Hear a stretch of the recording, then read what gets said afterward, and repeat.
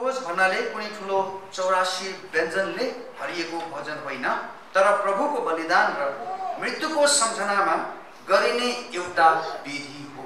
प्रभुभोजको विधि येशूद्वारा स्थापना गरिएको धार्मिक विधि हो। जुन रात उहाँ आफ्ना एकजना चेला यहुदा इस्करियोतीको धोकाद्वारा पक्राउ पर्नु भएको थियो, त्यही रात प्रभुले उहाँका मण्डलीहरू कालान्तर उहाँको दोस्रो आगमन नहुन्जेलसम्म उहाँको सम्झनाको निम्ति यो अभ्यास गरिरहौँ भनेर आफ्नो मृत्युको र बलिदानको पूर्व सूचना दिनुभएको कुरा हामी पहिलो कोरिन्थी 11:23-26 पदमा हामी पढ्न पाउँछौँ। प्रभुभोज ख्रीष्टद्वारा विश्वासीहरूको लागि प्रभुको मृत्यु वा नयाँ करारको सम्झना गर्नका लागि स्थापना गरिएको हो। सो प्रभुभोज के हो रे? प्रभुभोज के हो? विश्वासीहरूको निम्ति येशू ख्रीष्टको मृत्यु र नयाँ करारको सम्झना गर्नका लागि येशू आफैले स्थापना गर्नुभएको धार्मिक विधि। र कस्ता प्रकारका विश्वासीहरू प्रभुभोजमा सहभागी हुन पाउनेछन्, एक दुईवटा कुराहरू बताउन चाहन्छु। प्रभुलाई त्रिएक परमेश्वरमा ग्रहण गरेको। 2 नम्बर, पापको कायल भई पानीको बप्तिस्मा लिएको। 3 नम्बर, मण्डलीको सेवामा समर्पित भएको। 4 नम्बर, मण्डलीको अनुशासनमा रहेको। 5 नम्बर, दाजुभाइ र घर परिवारमा अमेल नभएको। महत्त्वपूर्ण कुरा छ चाहिँ विभिन्न प्रकारको विवादमा तानिएको बेलामा, परेको बेलामा, या तपाईको आफ्नै विवेक अशुद्ध भएको बेलामा, तपाईको मन ठिक नभएको बेलामा प्रभुभोज लिन उपयुक्त हुँदैन। किनकि प्रभुभोज लिने बेलामा प्रभुभोजले तपाईको शुद्ध विवेकको डिमान्ड गर्छ। तपाईको हृदय चाहिँ एक ढिक्का भएको, कतै विभाजन नभएको अवस्थामा तपाईँ रहनु पर्दछ। घर परिवारमा कतै पनि कुनै प्रकारको अमेलहरू, कुनै प्रकारको विवादहरूमा नपरेको अवस्थामा प्रभुभोज लिनु एकदमै राम्रो हुन्छ। यदि तपाईँ कुनै प्रब्लम, कुनै समस्यामा, सम्बन्ध, कुनै पनि कारणले तपाईँ समस्यामा हुनुहुन्छ भने तपाईले पश्चाताप गरेर त्यो समस्याको कारणले प्रभुसँग बिगारेको जुन सम्बन्ध छ त्यो सम्बन्धलाई पहिला स्थापित गर्नुपर्छ। तपाईले पश्चाताप गर्नुपर्छ, आफ्ना पापहरू स्वीकार गर्नुपर्छ, पश्चाताप गर्नुपर्छ, प्रभुको चरणमा जानुपर्छ। त्यसपछाडि तपाईँ प्रभुभोजको निम्ति तपाईको जुन एलिजिबिलिटी छ, जुन योग्यता छ, त्यो पूरा हुनेछ। र बाइबलको वचन भङ्ग गरी अशुद्ध जीवन यापन नगरे। बाइबल, मैले धेरैचोटि भन्दै आएको छु, बाइबल चाहिँ नियम अर्थात् व्यवस्थाहरूको संग्रह हो। यसमा सबै पालन गर्ने कुराहरू छन्। जस्तो नेपालको के छ, नेपालको पनि के छ, नेपालीहरूले पालन गर्ने के छ, संविधान दिएको छ। हामी विश्वासीहरूलाई पनि परमेश्वरले पालन गर्नका निम्ति स्वर्गीय संविधान दिनुभएको छ। त्यो बाइबल हो। आमेन। जसरी एउटा नेपाली अर्थात् तपाईँ र म यो देशको संविधान पालन गरेर हामी आशिषित जीवन जिउन सक्छौँ, हामी शान्तिमा बस्न सक्छौँ। यो देशमा स्वर्गका परमेश्वरले दिनुभएको स्वर्गीय संविधान पालन गरेर तपाईँ र म अनन्तसम्म जिउन सक्छौँ। त्यसमा केही शङ्का छैन। कारण यो स्वर्गीय संविधान हो, हाम्रा स्वर्गीय पिताले दिनुभएको, जुन चाहिँ अत्यन्तै सुन्दर छ, गाह्रो छैन। स्वर्गीय संविधान पालन गर्नुहोस्, यसको अधीनमा बस्नुहोस्, तपाईको जीवनमा फलिफाप नै फलिफाप आउनेछ। सफलताले तपाईलाई पछ्याउनेछ। उन्नति, प्रगति, कहीँ पनि तपाईको शिर झुक्ने छैन। यो स्वर्गको परमेश्वरले तपाईँ र मलाई दिनुभएको स्वर्गको संविधान बाइबल हो।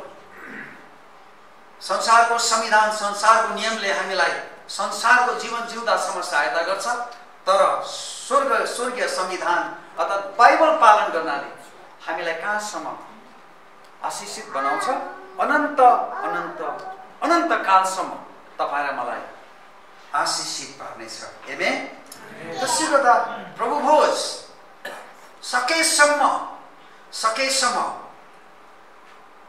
सकेसम्म बाइबलको कानुनहरू वचन भङ्ग नगर्ने व्यक्ति, नगर्ने विश्वासी, भङ्ग नगर्ने परिवार,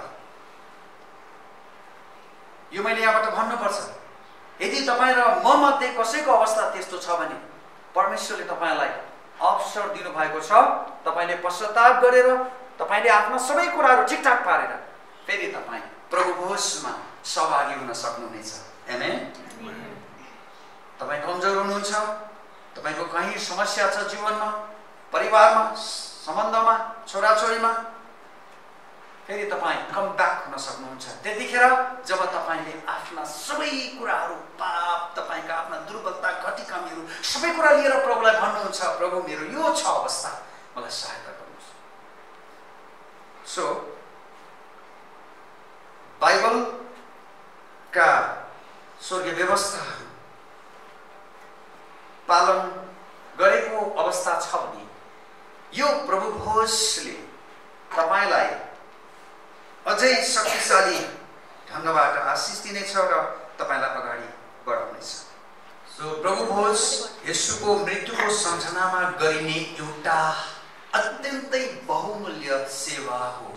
यो चाहिँ के हो? प्रभु भोजको के हो? सेवा हो। यो सेवा चाहिँ के को निम्ति, कुन उपलक्ष्यमा गरिन्छ? येशूको मृत्युको सम्झनामा, है, सम्झनामा गरिने एउटा बहुमूल्य धार्मिक, यसो आफैले स्थापित गर्नुभएको एउटा सेवा हो। म पहिलो कोरिन्थी 11 अध्यायको 23 देखि 26 पढेर सुनाउन चाहन्छु। यो लेखिएको छ, किनकि प्रभुबाट मैले जे पाएँ सो तिमीहरूलाई सुम्पी पनि दिएँ। अर्थात् उहाँ जुन रात पक्राउ गर्नुभयो त्यो रात प्रभु येशूले रोटी लिनुभयो र धन्यवाद दिनुभएपछि उहाँले त्यो भाँच्नुभयो र भन्नुभयो, यो तिमीहरूका निम्ति मेरो शरीर, यो मेरो सम्झनाको निम्ति गर। त्यसै गरी खाएपछि उहाँले कचौरा लिएर यसो भन्नुभयो, यो कचौरा मेरो रगतमा भएको नयाँ करार हो। यो कचौरा मेरो रगतमा भएको नयाँ करार हो। जहिले जहिले तिमीहरू यो पिउँछौ मेरो सम्झनामा यो अक्सर गर। किनभने जहिले जहिले तिमीहरू यो रोटी खान्छौ र यस कचौराबाट पिउँछौ, उहाँ नआउन्जेल, अर्थात् प्रभु येशू ख्रीष्ट फेरि दोस्रो आगमनमा नआउन्जेलसम्म तिमीहरू प्रभुको मृत्युको घोषणा गर्दछौ। सो प्रभु भोज एउटा स्वर्गको एउटा ग्रान्ड एउटा योजनालाई पुरा गर्नका निम्ति बाटो तयार गर्ने एउटा विधि हो। जसै हामी यो गर्दै गरेका हुन्छौँ, हामी प्रभुको मृत्यु, यीशु कल्भरी क्रुसमा मर्नुभयो, उहाँ गाडिनुभयो र तेस्रो दिनमा मृत्युलाई जितेर उहाँ बौरी उठ्नुभयो भन्ने कुराको हामी घोषणा गर्न हामी रोकिँदैनौँ। आमेन। मण्डलीको कर्तव्य हो, एउटा गम्भीर कर्तव्य हो जो परमेश्वरले तपाईँ र मलाई ख्रीष्ट यीशुमा दिनुभएको छ। जसै तपाईँ र म प्रभु भोजमा हामी इन्गेज हुन्छौँ, हामी के गर्छौँ? प्रभु तपाईँको निम्ति मर्नुभयो, मेरो निम्ति मर्नुभयो, म फिजिकल, म शारीरिक रूपमा संसारमा आउनुभयो। परमेश्वर हुनुहुन्थ्यो, सनातनी परमेश्वर, मूसासँग देखा पर्नु भएको, अब्राहमसँग बोल्नु भएको, हाम्रा पुर्खाहरूसँग बोल्नु भएको त्यो सनातनी परमेश्वर नै, सनातनी यहोवा, सनातनी परमप्रभु, इस्राएलका पवित्र परमेश्वर, सेनाहरूका परमेश्वर स्वयं नै येशू ख्रीष्ट बनेर आउनुभयो। आमेन।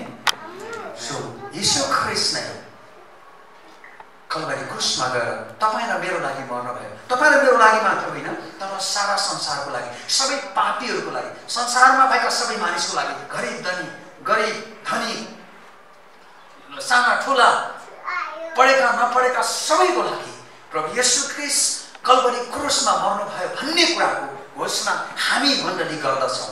आमेन। यो गर्नै पर्छ घोषणा, किनकि प्रभु मर्नै भएको थियो, क्रुसमा बलिदान हुन भएको थियो। हामीले घोषणा गर्नुपर्छ। भेरी भेरी इम्पोर्टेन्ट है। यो बाइबलमा फिक्सन भन्ने कुरा हुँदैन। थाहा छ नि, स्टोरीहरू तपाईँले फिक्सन पढ्नुहुन्छ, एउटा नन फिक्सन पढ्नुहुन्छ। अनि बाइबल चाहिँ नन फिक्सन, सबै यथार्थ, सच्चाइ, सत्यताले पूर्ण छ। यसकारण येशू ख्रीष्ट संसारमा, परमेश्वर स्वयं येशू ख्रीष्टमा संसारमा चाहिँ शारीरिक रूपमा आउनुभएको कुरा र कल्वरी क्रुसमा गएर तपाईँ र मेरो पापबाट तपाईँ र मलाई उद्धार गर्नका निम्ति, पापको ऋण तिर्नका निम्ति, हामीलाई बचाउनका निम्ति मर्नुभएको कुरा हामी प्रभुभोजमा अझै गम्भीर भएर स्मरण गर्दछौँ। आमेन। यो समय अझै हामी बढी ताकत लगाउँछौँ, अझै हामी बढी बल प्रयोग गर्छौँ, अझै हामी आफूलाई समर्पण गरिदिन्छौँ कि यीशु कसरी तपाईँ र मेरो लागि कल्वरी क्रुसमा गएर तपाईँ र मलाई पापको शक्तिबाट, नरकको शक्तिबाट, अधर्मबाट, अन्धकारबाट उद्धार गर्नलाई उहाँले कुन प्रकारले मूल्य चुकाउन परेको थियो, त्यो कुराको हामी सम्झना गर्छौँ। अझै ताकत लगाएर एकदमै महत्त्वपूर्ण छ। र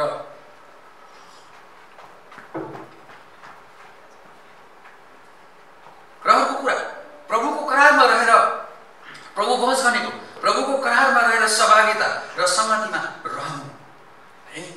अनि त्यो व्यक्तिले, त्यो विश्वासीले प्रभु भोजमा अगाडि बढ्नलाई उसलाई गाह्रो हुन्छ यदि ऊ संगतिमा रहँदैन भने।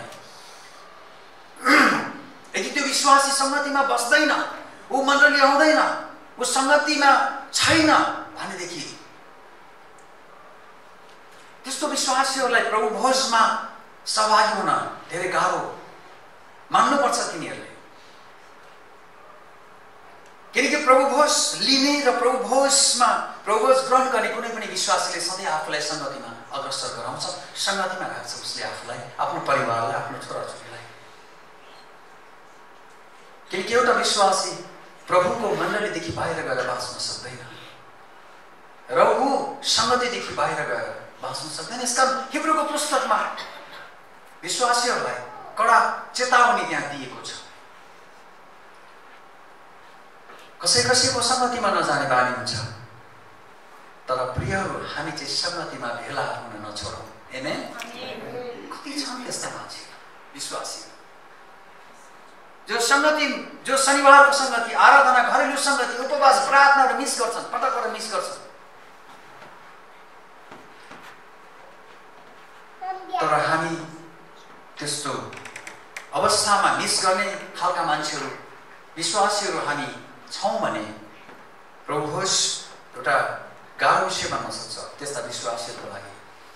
किनकि जति हामी संगतिमा एकजुट हुन्छौँ, संगतिमा रहन्छौँ, बस्छौँ, अगाडि बढ्छौँ, बाँधिन्छौँ, सिक्छौँ, सिकाउँछौँ, त्यो भित्र बसेर नै हामी आशिषित बन्दै जाने हो। आमेन। यसकारण संगतिलाई प्रियहरूमा भन्न चाहन्छु, तपाईँको संगति, तपाईँ जुन प्रकारले जुन संगतिमा हुनुहुन्छ, घरेलु संगति, दिदीबहिनी संगति, दाजुभाइ संगति, संगतिलाई महत्त्व दिनुहोस्। अथवा तपाईँको कोही छैन, श्रीमान श्रीमती मात्रै पनि हुनुहुन्छ भने त्यो संगतिलाई पनि बहुमूल्य ठान्नुहोस्, त्यसलाई महत्त्व दिनुहोस्। किनकि बाइबलले संगतिलाई महत्त्व दिन्छ र संगतिमा विश्वासीहरूलाई बस्नु भनेर भन्छ, बाँधिनु भनेर भन्छ।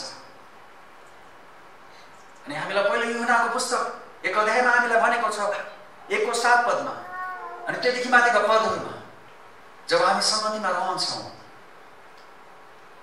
तब हामीलाई त्यो संगतिको आशिष के हुन्छ? हामीले पापहरू स्वीकार गर्ने मौका पाउँछौँ, एकअर्कासँग हाम्रा दुर्बलताहरू स्वीकार गर्ने मौका पाउँछौँ। तब हामीलाई त्यतिखेर येशूको रगतले हामीलाई शुद्ध पार्छ भनेर पनि त्यहाँ चाहिँ लेखिएको छ। त्यसै गर्दा प्रभुको करारमा रहेर सहभागिता र संगतिमा रहनु पनि प्रभु भोजको योग्यता हो। अनि म पढ्न चाहन्छु पहिलो कोरिन्थी 10:16-21। म पढिहाल्छु तपाईँको लागि। यसरी लेखेको छ, त्यो आशिषको कचौरा जुनको निम्ति हामी आशिष माग्छौँ, के त्यो ख्रीष्टको रगतमा हुने सहभागिता होइन र? त्यो रोटी जुन हामी भाँच्छौँ, के त्यो ख्रीष्टको शरीरमा हुने सहभागिता होइन र? किनभने रोटी एउटै हो, हामी धेरै भए तापनि एउटै शरीर हौँ, किनकि हामी सबै एउटै रोटीबाट खान्छौँ। आमेन। हामी सबै के गर्छौँ? एउटै रोटीबाट खान्छौँ र एउटै कचौराबाट पिउँछौँ।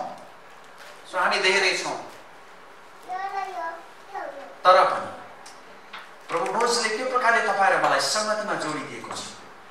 र यसुको रगतले अनि यसुको शरीरले यो कुरालाई पनि हामीले मनमा राख्नुपर्छ। अनि अर्को कुरा, उहाँको बलिदानको सम्झना गर्नु। प्रभु भोज भनेको उहाँको बलिदानको सम्झना गर्नु। हिब्रूको पुस्तक 9 अध्यायको 25 अनि 28 ले के भन्छ? आफैलाई बारम्बार बलि चढाउन स्वयं बस्नु भएको होइन, जसरी प्रधान पुजारी सालिन्दा आफ्नै रगत होइन तर अर्काको रगत लिएर महापवित्र स्थानभित्र प्रवेश गर्ने गर्दछन्। नत्र त संसारको उत्पत्तिदेखि नै उहाँले बारम्बार दुःख भोग्नु पर्ने थियो, तर यस युगको अन्त्यमा आफ्नै बलिद्वारा पाप हटाउनलाई उहाँ सधैँको निम्ति एकैपल्ट प्रकट हुनु भएको छ। जसरी मानिसको निम्ति एकपटक मर्नु निश्चित छ र त्यसपछि इन्साफ, त्यसरी नै ख्रीष्ट पनि धेरैजनाका पाप बोक्नलाई एकैपल्ट बलि हुनुभयो र उहाँ दोस्रोपल्ट देखा पर्नुहुनेछ, पाप बोक्नका निम्ति होइन तर उत्सुकतापूर्वक उहाँको प्रतीक्षा गर्नेहरूका उद्धारको निम्ति। हालेलुया। सो हाम्रो प्रभु येशू ख्रीष्ट एकैचोटि बलिदान हुनुभयो, सदाको निम्ति पटक पटक गर्ने गरी होइन। तर येशू ख्रीष्टदेखि बाहिर तपाईले हेर्नुहोस्, त्यहाँ चाहिँ मानिसहरू आफ्नो पापको निम्ति सालिँदै के गर्छन्? पापको सम्झना गरेर तिनीहरू बलिदान चढाउँछन्, राइट? हामी पनि त्यस्तै गर्थ्यौँ जब हामी प्रभुमा थिएनौँ। तर परमेश्वरलाई धन्यवाद होस्, अब तपाईँ र मैले त्यो गर्नु पर्दैन, किनकि तपाईँ र मेरो पक्षमा भएर तपाईँ र मेरो निम्ति ख्रीष्ट यीशु एकै पटक सदाको निम्ति एकैचोटि बलिदान भइसक्नु भएको छ। सो फेरि येशू फेरि आएर फेरि क्रुसमा अब बलिदान हुनुहुन्न, तपाईँ र मेरो लागि हुन पर्दैन, किनकि येशूको बलिदान सिद्ध बलिदान हो। हालेलुया। येशूको बलिदान के हो? सिद्ध, कम्प्लिट, एकदमै पर्फेक्ट, कुनै दोष छैन, कुनै केही कमजोरी, केही पनि कुनै पनि प्रकारको दुर्बलता उहाँको बलिदानमा छैन। येशूको बलिदान त्यो प्रकारले बलिदान उहाँले तपाईँ र मेरो निम्ति आफैलाई दिएर बलिदान गर्नुभएको कारणले गर्दाखेरि पनि हामी प्रभु भोज, यो के हो? यो प्रभु भोज हामी जब तपाईँ कचौरा लिनुहुन्छ, यो रोटी तपाईँ लिनुहुन्छ, रोटीले उहाँको शरीरलाई प्रतिनिधित्व गर्छ भने यो कचौराले येशूले कल्वरी क्रुसमा बगाउनु भएको आफ्नै शरीरको रगतलाई प्रतिनिधित्व गरिराखेको हुन्छ। यसकारण प्रभु भोज येशूको कल्वरी क्रुसको बलिदानलाई सम्झना गराउने एउटा चाहिँ महत्त्वपूर्ण एउटा चाहिँ विधि हो।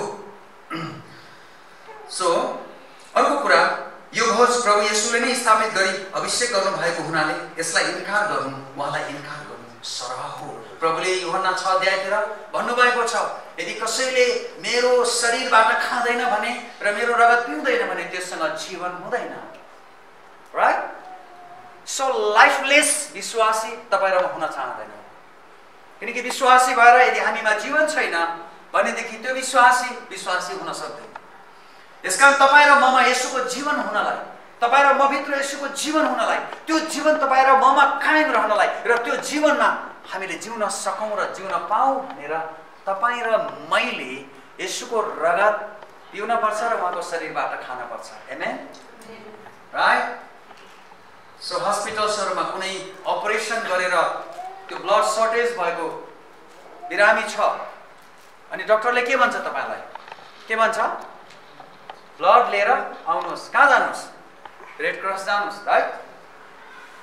अनि तपाईले ब्लड ल्याउनुहुन्छ अनि तपाईको बिरामीलाई डक्टरले इन्फ्युज गरेपछि त्यो ब्लड लगाइसकेपछि तपाईको बिरामी के हुन्छ? बाँच्छ, कम ब्याक टु लाइफ, जीवनमा फर्केर आउँछ, राइट? यदि ब्लड पाएन भने ऊ के हुन्छ? उसले जीवन गुमाउँछ। सो हामीलाई बुझ्न सजिलो छ कि येशूको रगत जब हामी पिउँछौँ तब हामीमा येशूको जीवन आउँछ। हैन? उहाँको शरीर जब हामी खान्छौँ तब हामी के हुन्छौँ? हामीले बल पाउँछौँ, राइट? सो येशू हामीमा बनिनुहुन्छ, यसको अर्थ। यसकारण प्रभु भोज हामीले इन्कार गर्न सक्दैनौँ। यसकारण प्रभु भोजको लागि तपाईँ र मैले हर समय आफूलाई योग्य बनाइराख्नुपर्छ। प्रभु भोजको लागि तपाईँ र मैले आफूलाई हर समय करेक्सन गरिराख्नुपर्छ। हर समय तपाईँ र मैले आफूलाई यो भोजको लागि या प्रभुसँग यसरी रहनको लागि योग्य तुलाई राख्नुपर्छ है। मत्ती 26 को म पढ्दिनँ पद, मत्ती 26 को 26, 28 अनि 15 को 9, प्रस्थान 20 को 4 पद, 4 अनि 5 पद पनि तपाईले हेर्न सक्नुहुन्छ। रेफरेन्स मैले दिएको। पाप गर्ने व्यक्तिलाई वा पाप काल नभएकोलाई यो टेबलमा सहभागी हुन मनाइ गरिएको छ।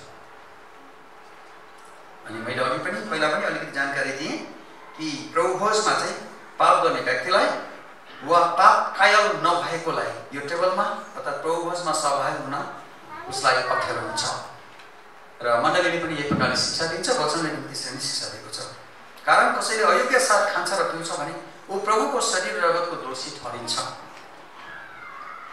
र न्यायको योग्य ठहरिन्छ। किनकि पापको शक्ति यदि कुनै विश्वासीमा छ भने पाप भनेको के हो?